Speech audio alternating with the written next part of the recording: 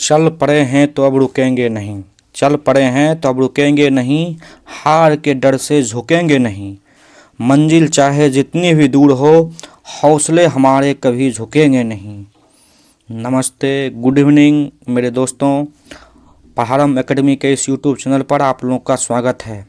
आज से हम 71st बीपीएससी मेंस तथा अन्य प्रतियोगी परीक्षा जिसमें आपको मेंस एग्ज़ाम देना हो या जिसमें आपको लिखित परीक्षा देनी होती हो, यूपीएससी, यूपीपीएससी, इन सभी परीक्षाओं में करेंट अफेयर्स और आईआर करेंट अफेयर्स और आईआर में जो जो टॉपिक आपको पूछे जाएंगे उसके महत्वपूर्ण टॉपिकों पे चर्चा हम लोग करेंगे। कल हम एक एक्स्ट्रा वीडियो लेके आप लोग के लिए आएंगे जिसमें 71st बीपीएससी के लिए पॉलिटी, हिस्ट्री, ज्योग्राफी सहित सभी के लिए कौन कौन से चैप्टर इम्पोर्टेंट रहेंगे उसका विश्लेषण हम लोग इस यूट्यूब चैनल पर करेंगे। तो आज हम लोग सबसे पहले देखते हैं भारत पर टैरिफ वार और उसका प्रभाव। तो चलिए, पहला हम लोग का टॉपिक है, ये 71st बीपीएससी मेंस के लिए इम्पोर्टेंट है, हमारे डोनाल्ड ट्रंप भाई साहब का। अभी भारत और अमेरिका का स्थिति सबसे बुरे दौर से गुजर रहा है। आप लोग जानते हैं, जो बांग्लादेश मुक्ति संग्राम हुआ था 1971 के बाद से, तो उसके बाद से लेके जो हम लोग का लगभग 1900 जो हम लोग परमाणु परीक्षण किए थे, उसके बाद कुछ समय तक सेंक्शन का दौर बनी। भारत और अमेरिका का जो रिलेशनशिप है वो हमेशा उतार चढ़ाव से गुजरता रहा और हमेशा सकारात्मक नकारात्मक रूप लेते रहा। लेकिन मोदी जी हाउडी मोदी या नमस्ते ट्रंप वाली जो योजना थी, उस योजना के तहत चूँकि डोनाल्ड ट्रंप भी कंजर्वेटिव माइंड के थे, यानी उसको भी दक्षिणपंथ विचारधारा को माना जाता था और भारत में भी वर्तमान में इस दक्षिणपंथ विचारधारा की सरकार है, तो माना जाता था कि दोनों देश के रिश्ते अपने अपने होंगे। लेकिन चूँकि दक्षिणपंथ में विचारधारा में रूढ़िवादिता बहुत होती है और वो अपने आप की सबसे जो होता है कि प्राचीन अतीत, प्राचीन गौरव, इन सब की बात हमेशा करता है। तो रूढ़िवादिता वाले रिश्तों में जो भी लिबरल देश होंगे उसके साथ उसके रिश्ते बहुत ही खराब अवश्य होते ही हैं। तो उसी के तहत अमेरिका के राष्ट्रपति ने एक नारा दिया, मागा, मेक अमेरिका ग्रेट अगेन। ये मागा का नारा था और इस नारा के तहत इसका जो स्लोगन था, इस स्लोगन के तहत अमेरिका दुनिया में अपने देश के अंदर बहुत सारे रिफॉर्म कर रहा है, जैसे वीज़ा नियमों में बदलाव करना, विश्व के देशों पर टैरिफ लगाना, अपनी उत्पादन इकाइयों में सेल्फ वहाँ के स्थानीय लोगों को बढ़ावा देना, प्रवासन के मुद्दों पे बहुत स्ट्रिक्ट होना, जो भी अनाधिकृत रूप से अमेरिका में पकड़े गए हैं या प्रवेश किए हैं उसको पकड़ के या तो डिटेंशन सेंटर में डालना या उसको मूल देश भेजना। ये सारी नीति से भारत सहित दुनिया के बहुत सारे देश प्रभावित हो रहा है। तो जो वर्तमान में अमेरिका की जो H1B वीज़ा पॉलिसी है, टैरिफ वार है, इन सब चीज़ों का भारत पे क्या प्रभाव पड़ेगा, इन सब संबंधित एक प्रश्न आपसे करेंट अफेयर्स में पूछे जाने की पूर्ण संभावना है किसी भी एग्ज़ाम में। तो हम लोग इसको देखते हैं किस किस डायमेंशन में प्रश्न किस प्रकार के पूछेंगे। प्रश्न हो सकता है, आपसे पूछ सकता है कि अमेरिका का भारत पर टैरिफ, अमेरिका द्वारा भारत पर लगाए गए 50% टैरिफ और उसके बहुआमी प्रभावों की चर्चा करें, साथ ही भारत को क्या करना चाहिए। इस टाइप से आपका प्रश्न पूछा जा सकता है। दूसरा प्रश्न इसी टाइप का रहेगा कि जिसमें एक रहेगा कि भारत अमेरिका संबंधों की चर्चा करते हुए हाल फिलहाल में यूएसए द्वारा लगाए गए टैरिफ का भारत पे प्रभाव की चर्चा करें। तो एक तो टैरिफ बार अलग होता है, टैरिफ बार होता है कि एक देश दूसरे देश पे जब भी टैरिफ लगाना शुरू कर दे, जैसे यदि यूएसए ने लगाया चीन पे टैरिफ और चीन ने भी अमेरिका पे टैरिफ लगाया, तो ये दोनों का टैरिफ वार कहा जाता है। इससे विश्व व्यापार में प्रतिस्पर्धा होती है, ठीक है, लेकिन विश्व व्यापार में विसंगति उत्पन्न होती है, सप्लाई चेन प्रभावित होता है और जिस देश के पास जितनी बड़ी मात्रा में शक्ति रहती है, जिसके पास जितना उत्पादन होता है, उस देश को फ़ायदा मिलता है। लेकिन जो एक दूसरे के ऊपर निर्भर देश रहते हैं, टैरिफ वार में हमेशा उसको नुकसान उठाना पड़ता है। उसके व्यापार में समस्या आती है, रोजगार पे समस्या आती है, उत्पादन पे समस्या आती है। तो इस चीज़ का ध्यान रखना है कि टैरिफ वार विश्व के देशों के लिए हानिकारक होता है, WTO के मानकों के खिलाफ है। लेकिन वही बात है, अमेरिका चूंकि विश्व की महाशक्ति है और चीन आर्थिक उभार के रूप में उभर रहा है, तो दोनों की दादागिरी दुनिया के लिए मान्य है। तो उस हिसाब से ये बातें सही है। तो वो अपने हिसाब से नहीं कहता है कि दुनिया के लिए होते होंगे नियम कानून। अमेरिका अपना नियम कानून बनाता है, स्वयं स्वयं उसे लागू करता है और स्वयं उसके हिसाब से कार्य करता है। तो ट्रम्प अंकल जी के, हमारा जो कंजर्वेटिव डोनाल्ड ट्रम्प भाई साहब है, उसके टैरिफ का भारत पे क्या प्रभाव पड़ेगा और भारत को क्या करना चाहिए, आइए इस वीडियो हम लोग देखते हैं।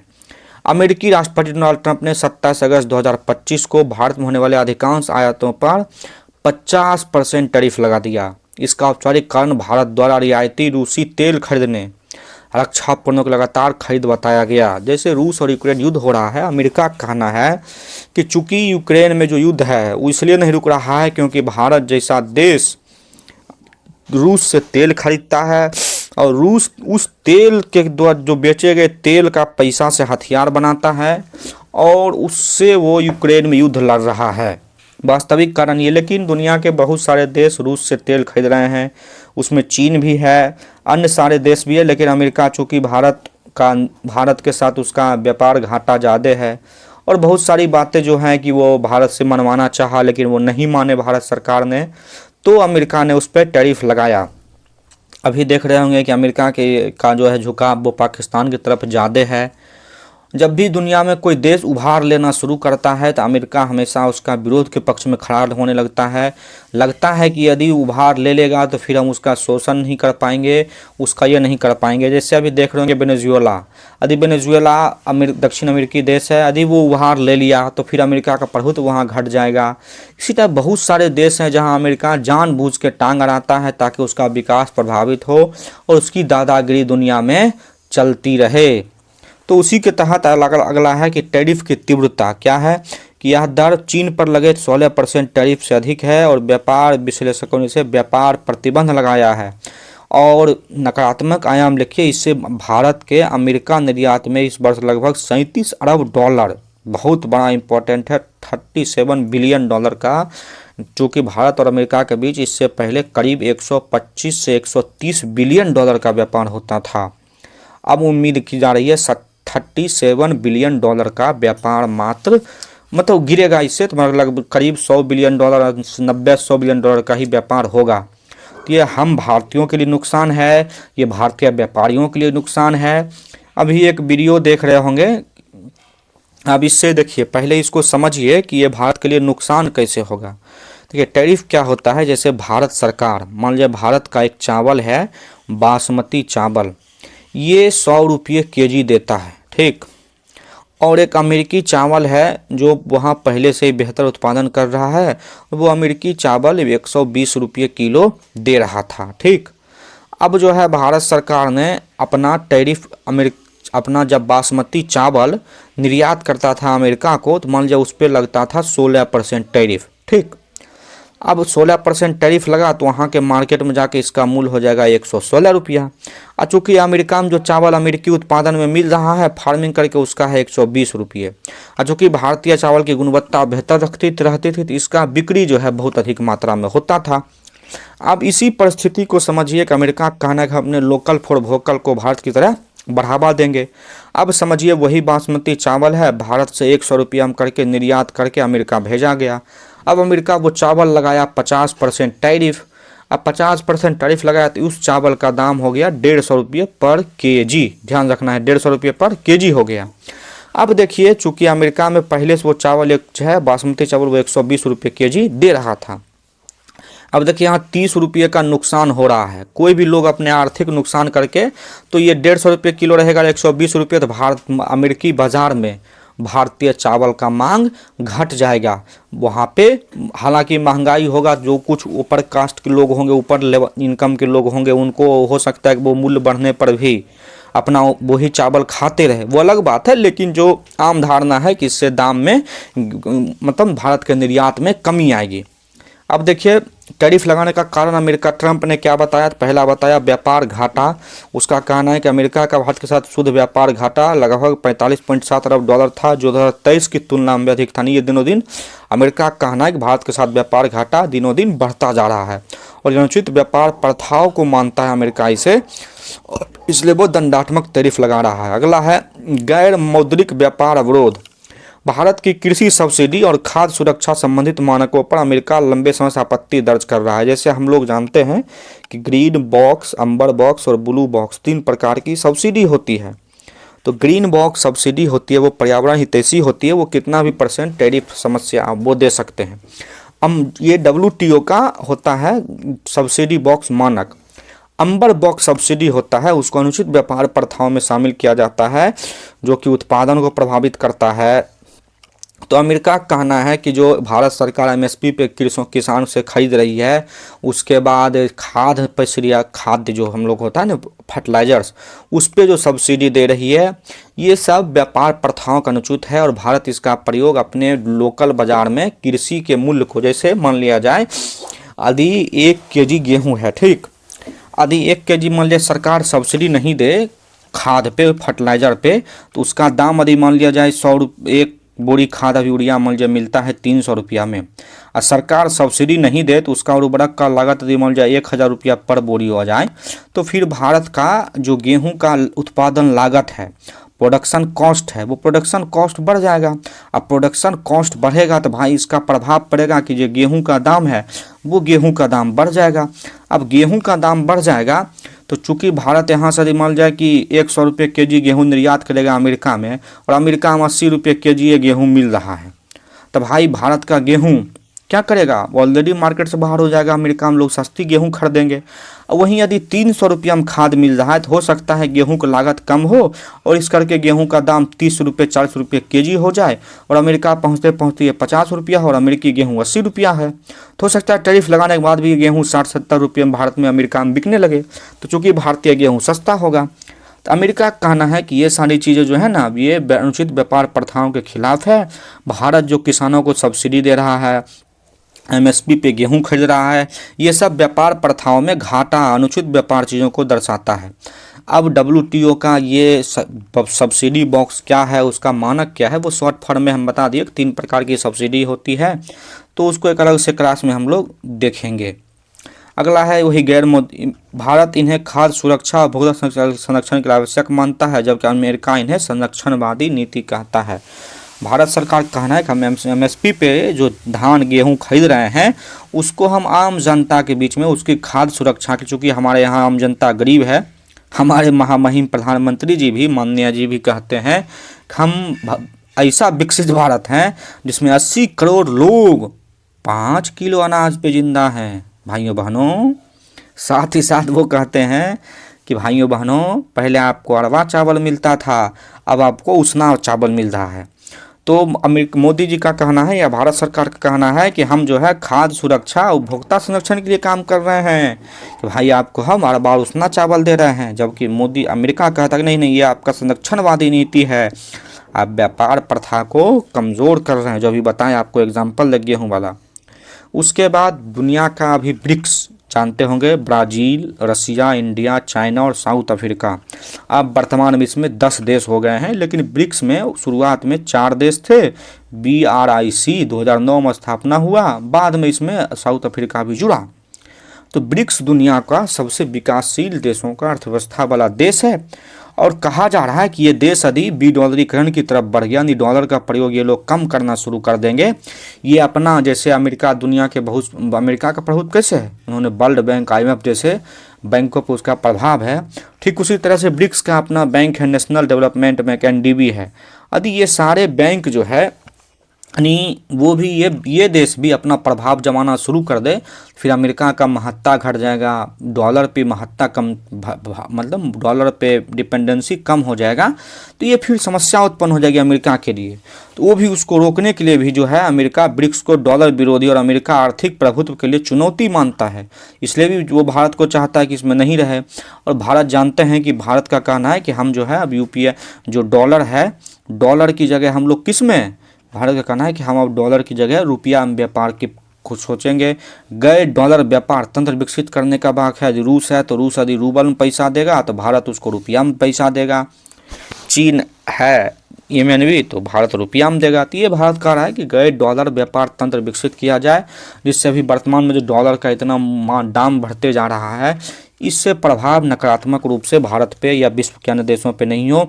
अमेरिका अपना दादागिरी का प्रभाव मतलब अपने डॉलर का प्रयोग व्यापार युद्ध के लिए नहीं करे। अगला है भारत रूस संबंध। भारत का रूस से संबंध मजबूत होने के कारण भी अमेरिका ने टैरिफ लगाया है। वास्तविकता में रूसी अधिनियम 2025 के तहत रूस पेट्रोलियम खरीदने वाले देशों पर 500% शुल्क लगाने का प्रावधान किया गया। कौन किया था? अमेरिका ने किया था अपने यहाँ नीति लगा के। अब इसका प्रभाव क्या पड़ेगा भारत पर? तो पहला प्रभाव पड़ेगा, अमेरिका भारत का सबसे बड़ा निर्यात बाजार है, जिसका सालाना मूल्य करीब 86-87 अरब यानी बिलियन डॉलर है। यानी भारत जो है अमेरिका को करीब करीब सालाना 86.5 अरब डॉलर का क्या करता है?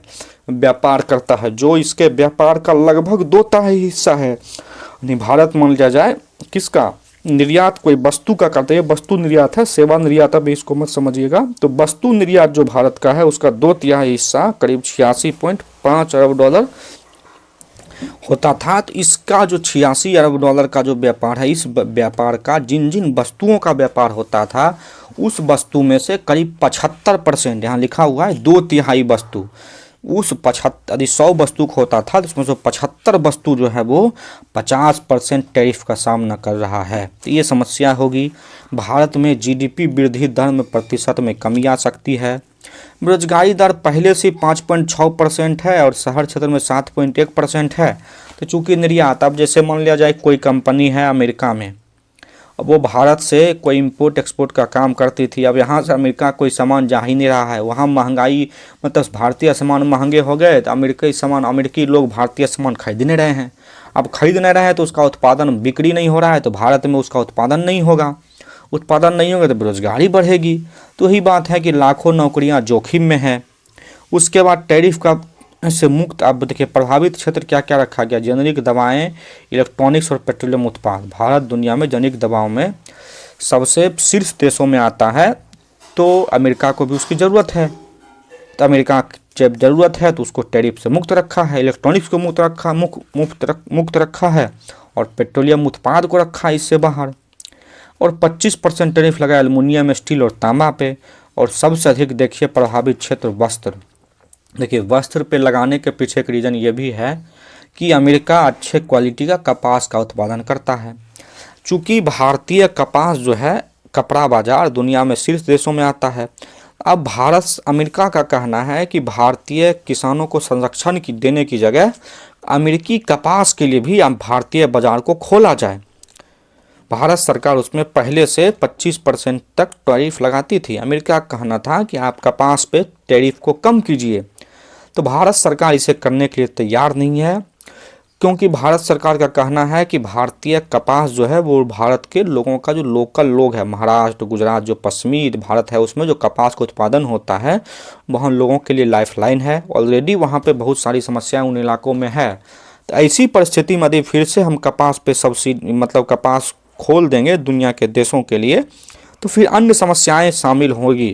तो इसके लिए हम जो है इसको नहीं करेंगे। तो वस्त्र पे, आभूषण पे, चमड़ा पे, समुद्री उत्पाद पे, और ये सभी श्रम प्रधान उद्योग हैं। वस्त्र उद्योग जानते हैं भारत का रेल के बाद दुनिया भारत में सबसे ज़्यादा रोजगार कोई देता है तो वो है वस्त्र उद्योग रेलवे के बाद। उसके बाद चमड़ा उद्योग और समुद्र उत्पाद भी जानते हैं श्रम गहन उद्योग है। आभूषण में जो गारमेंट्स बनते हैं, ऑर्नामेंट्स जिसको हम लोग कहते हैं, तो ऑर्नामेंट्स जो हुआ, ऑर्नामेंट्स में इतने जो भी महिलाओं के लिए बनते हैं वो बहुत ही बारीकी रूप से नक्काशी उस पर की जाती है। उसमें महिला और पुरुष दोनों को रोजगार मिलता है। तो ये श्रम गहन क्षेत्र है, इससे बेरोजगारी बढ़ेगी। इन क्षेत्रों में जो इस पर लगा है 50%, निर्यात 70% तक घट सकता है और जो 60 अरब डॉलर से घट के करीब 18 अरब डॉलर पे आ जाएगा। हमने आंकड़ों को भी समाहित किया है ताकि आप अपने पुष्टिकरण के लिए ये दें। वियतनाम, बांग्लादेश और मेक्सिको जैसे प्रतिद्वंदी भारत की खोई हुई बाजार हिस्सा लेने के लिए तैयार है। अब मान लिया जाए, चूँकि अब जानते हैं हम लोग कि बांग्लादेश भी कपास उत्पादन में, इसको भी दक्षिण एशिया का टाइगर कहा जाता था, अभी तो ये अस्थिर हो गया है, लेकिन बांग्लादेश भी जो कपड़ा इंडस्ट्री है उसमें, टेक्सटाइल इंडस्ट्री में बहुत ही महत्वपूर्ण भागीदार दुनिया में है। अब भारत में चूँकि टैरिफ लग गया है, भारत का कपड़ा वहाँ महंगा पहुँचेगा, तो इस परिस्थिति में अमेरिका की भारत की जगह वियतनाम, बांग्लादेश, मेक्सिको जैसे देश जो क्या करेंगे, बाजार बना लेंगे, फिर भारतीय कंपनियों के भी नुकसान होना करेगा। अब भारतीय रूसी तेल खरीद रोक क्यों नहीं रहा है? क्योंकि कच्चे तेल का लगभग 40% आपूर्ति किससे होता है? रूस से होता है। छूट भले ही 20 से 25 अरब डॉलर प्रति वर्ष से घटकर 2.5 अरब डॉलर रह गई हो, लेकिन रूसी तेल भरोसेमंद और अपेक्षाकृत सस्ता हो।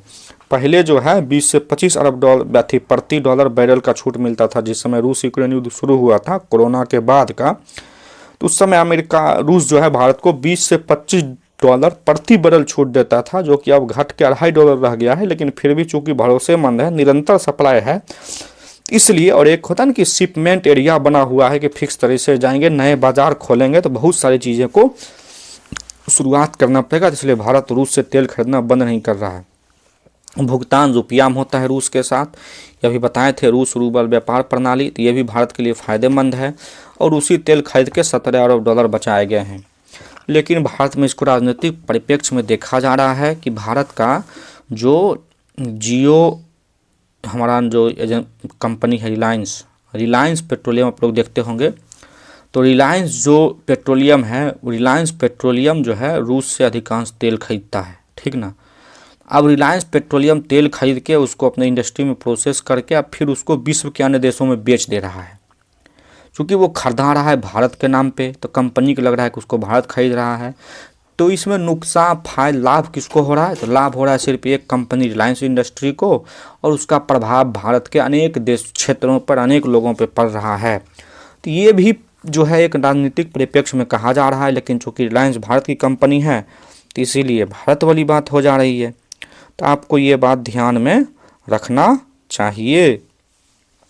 आगे हम लोग देखते हैं कि भारत की प्रतिक्रिया क्या होनी चाहिए, क्योंकि जिस दिन के बाद से ट्रंप साहब भारत पे हुए हैं ऑपरेशन सिंदूर के बाद, कि हमने भारत और पाकिस्तान का युद्ध रुकवाया है, उसके बाद से हमारे माननीय प्रधानमंत्री जी का उसके खिलाफ अभी तक बयान नहीं आया है, और वो बोलते जो रहते थे कि नमस्ते ट्रंप भाई साहब, भारत अमेरिका बहुत ही पुराना मित्र है, अब वो शब्द सुनने को नहीं मिलते हैं। तो हमारे प्रधानमंत्री जी ने स्वयं, भले ही वो विदेशी कपड़ा पहनते होंगे, विदेशी चश्मा पहनते होंगे, विदेशी गाड़ियों में घूमते होंगे, लेकिन आम जनता को स्थानीय उत्पाद खरीदने का आह्वान किए हैं।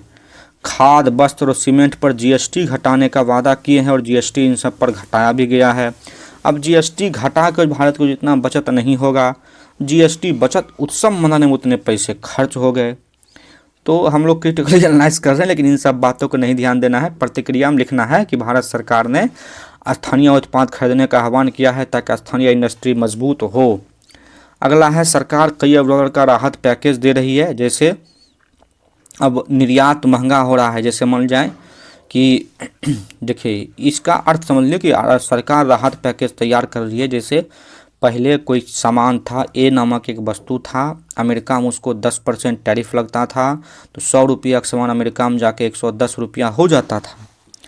अब चूँकि वही सामान यही है, 100 रुपया उसका भारत में लागत उत्पादन करके सब कुछ लगा, कंपनी प्रॉफिट भी हो जा रहा है, लेकिन अमेरिका जब वो कंपनी पहुंचा तो वो 50% टैरिफ लग गया, तो वहाँ जाके उसको 150 रुपया में हो रहा है। तो कंपनी को क्या करना पड़ेगा? तो कंपनी को बिक्री नहीं होगा, तो चूँकि उसको दाम बढ़ाना पड़ेगा, तो फिर उसको बिक्री कम हो सकता है कि, तो उसका दाम वो 110 रुपया ही करे, 40 रुपया घाटा वो सहे, तो वो 40 रुपया का सहायता उसको कौन देगी? भारत सरकार देगी। वही राहत पैकेज के रूप में इसको कहा जा रहा है। तो इसको इसी टर्म में आप लोग समझिए। अगला है, निर्यातकों को राहत के बाद दे रहा है कि जगत को ऋण और ब्याज राहत की मांग कर रहा है। बाजार विविधीकरण कर रहा है भारत सरकार। बाजार विविधीकरण मतलब भारत जो है अमेरिका के साथ साथ दुनिया के कई देशों, ऐसा भी देखते होंगे हम, जो भारत सरकार ओमान के साथ, 1 अक्टूबर से भारत और जो लिंचेस्टाइन जो EFTA है यूरोपियन यूनियन का फ्री ट्रेड एग्रीमेंट, उसके साथ भी लागू हो गया है। Bharat Oman free trade agreement लागू हुआ है। Bharat New Zealand free trade agreement लागू हुआ है। भारत ब्रिटेन लागू हुआ है। तो भारत जो है अमेरिका के साथ साथ अन्य बाजारों को भी खोज रहा है और वहाँ मुक्त व्यापार समझौता कर रहा है। जहाँ ब्रिटेन हो गया, ओमान हो गया, न्यूजीलैंड हो गया, इन सब चीज़ों को रणनीतिक संतुलन बनाने की चाहिए कि ऊर्जा सुरक्षा की रूसी तेल खरीद जारी रखी जा सके, जबकि अमेरिका व्यापार प्रतिबंध और टैरिफ के दबाव को दम रखते हुए भू आर्थिक रणनीति बनाई जा रही है। मतलब रणनीति बनाना चाहिए कि हम तेल भी खरीदें और अमेरिका का जो हम लोग का दबाव है उसका भी नहीं हो पड़े। वही बात कि हम अन्य बाजारों को भी ढूंढें। और SCO में जो इस समय का सम्मेलन हुआ था तियानजिन में, उसमें प्रधानमंत्री मोदी जी ने चीन के साथ सहयोग करके, चीन के साथ पुनः अपना बाजार खोल के चीन के साथ दोस्ती का हाथ बढ़ाया है। वही चिंचोनचंग चाइना जो जिसको कभी मोदी जी अपनी लाल आंखें दिखाने से नहीं थकते थे, उसके साथ फिर से दोस्ती करना जा रहा है। तो हम आप लोग को एक चीज़ यही बात कहेंगे कि कभी भी लाइफ में विदेश नीति में खास करके भारतीय जनता के बारे में हम बात कर रहे हैं कि आप कंजर्वेटिव मत बनिए और किसी को महान मत बताइए। डोनाल्ड ट्रंप भाई साहब जब भारत में, अमेरिका में जब चुनाव हो रहा था तो वहाँ ट्रंप के प्रचार के लिए, जबकि अपनी उसके खिलाफ अपनी कमला बुआ खड़ी थी, उनका खिलाफ जाके भारतीय लोग ट्रंप भाई साहब का आरती उतार रहे थे। और बहुत सारे मीडिया जगत के लोग, पढ़े लिखे जो लोग थे, वो सब इसका विरोध कर रहे थे कि ट्रंप भाई साहब जब फुल पावर के साथ आएंगे तो वो अपना रंगत दिखाएगा, क्योंकि कंजर्वेटिव माइंड है तो वो अपना दिखाएगा। अब तो ये बड़ी समस्या है। ठीक, तो ये हम देख सकते हैं। इसलिए हमेशा विदेश नीति में लोगों को लिबरल रहना चाहिए और परिस्थिति अनुसार कार्य करना चाहिए। किसी अन्य देशों के साथ मतलब ये नहीं कि हम इसके साथ टू मच या टू मोर की लेस की बात नहीं होनी चाहिए, संतुलन की बात होनी चाहिए। आज़ादी से लेकर आज़ादी के पहले से ही बात कर लेते हैं। जब से 1917 में रूस में बोल्शेविक क्रांति हुई, लेनिनवाद का उदय हुआ, तब से लेके आज तक भारत में का एक ही देश जो सबसे भरोसेमंद सहयोगी रहा है, वो हमेशा रहा है, वो रहा है रूस। चाहे रूस में कोई भी व्यक्ति राष्ट्रपति बना है, भारत में कोई भी व्यक्ति प्रधानमंत्री रहा है, किसी पार्टी की सरकार रही है भारत में, सिर्फ एक देश है दुनिया में जिससे भारत का रिश्ता कभी खराब नहीं हुआ है, वो रिश्ता रहा भारत का रूस के साथ। तो ये ट्रंप भाई साहब या अमेरिका की विदेश नीति हमेशा अपने हित के और फायदे के लिए रही है। वो कभी भी बिना किसी देश को फायदे के लिए सहयोग नहीं करता है। तो ये हम लोग का रहा निष्कर्ष में रहा कि एक अवसर बताया, विशेषकर तब जब अमेरिका ने रूसी तेल खरीदने के कारण भारतीय वस्तुओं पर 50% दंडात्मक टैरिफ लगा दिया। यह कदम भारत को वैश्विक रणनीतिक साझेदारी को सुदृढ़ करने और अमेरिकी टैरिफ के प्रभाव को संतुलित करने की दिशा में महत्वपूर्ण पहल माना जा रहा। यानी SCO में जो भारत ने कदम उठाया है, चीन रूस, एक नया प्रश्न भी आपसे बन सकता है, चाइना रसिया इंडिया CRI का जो टिकरी बना है, ये टिकरी जो है विश्व को नए ग्लोब के रूप में ले जा सकता है, इसका विश्लेषण कीजिए। तो ये हम लोग का हो गया आज का टॉपिक कि टैरिफ का भारत पे क्या प्रभाव पड़ेगा। आप लोग इसका नोट्स बनाइए, पढ़ते रहिए। बाय, गुड नाइट, मिलते हैं अगले क्लास में।